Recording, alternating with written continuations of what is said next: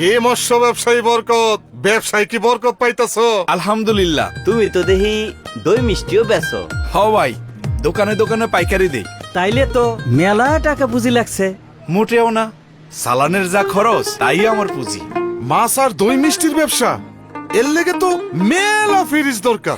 Minister আছে না, minister ফ্রিজে বিশাল জায়গা, সহজ কিস্তিতে ফ্রিজ নিছি 3টা, আর বিশাল ডিসকাউন্ট পাইয়া নগদও নিছি 2টা। কিস্তিতে ফ্রিজ? হ, মিনিস্টার ফ্রিজ 12 বছরের গ্যারান্টি, চিন্তা মুক্ত একজোট। বুঝলাম, খালি বিদ্যুৎ বিলটাই যা খরচ। মালিক ভাই, এখানে আরো বেশি সুবিধা।